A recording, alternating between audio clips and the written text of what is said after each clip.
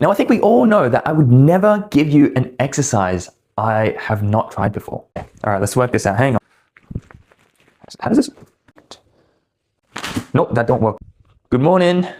We've got, okay, don't go back because the band might shoot through your ass. Today is day 22 of 30 of trying to give my dad lower back pain advice by giving him one new exercise a day. Today we have banded good mornings. Good morning, sir. You want to find a band that is just about more than shoulder width apart. I've got a pretty easy band. I can't imagine having a very tough band with this exercise. The purpose of this exercise is to just mildly stimulate the lower back whilst reinforcing that hip hinge pattern. So we're going to step into the band and we're going to put the band around our necks, just across the traps. Now from this position, we are going to hold on to the band like it's a backpack. And we're going to press our feet into the ground. You can keep your knees slightly bent. From this position, we're going to hip hinge down. Really wind yourself down, bring your knees to your chest or as far as you can go down. And you want to practice that posterior chain engagement when you come back up. So feet into the ground, feeling from our hamstrings.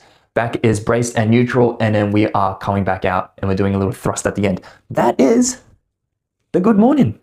Now, as you know, I like to cater to the athletic population as I am not myself. So you're going to get into your band, you can hold a wider stance, and that's just going to turn on your hip stabilizers a tiny bit more. Now, instead of holding your backpack with the straps, we are now going to lean in and try and reach towards our opposite toe. So leaning in, reaching from the opposite toe, that is going to train our lower back in a more functional but different way. Again, we are not trying to, this is not a powerlifting move. If you're like, hey, this exercise is so easy, why is it so easy? That's not the point. The point is to be functional and to make sure that our lower back isn't going to pain. It's a warm-up movement, basically. So when you do exercise like this, or even this, the hip hinge, the conventional hip hinge movement, you just want to hit high reps and a very low intensity. Intensity being the weight of the band itself. Like if you're doing heavy, intense good mornings, why aren't you doing a deadlift? Like you may as well just go there. You're wasting your time with a movement like this if you're going for some sort of powerlifting good morning. Like ain't nobody need to see that. Touching, reaching for the right foot.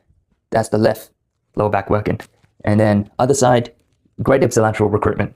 Boom, one toe, two toe, three toe. So as we get better in your lower back progress, definitely train your good mornings for that pure hip hinge technique, bending at the knees, bending at the hips, recruiting from your hamstrings, glutes into your lower back, and then also train that star shape ipsilateral control from that same good morning position.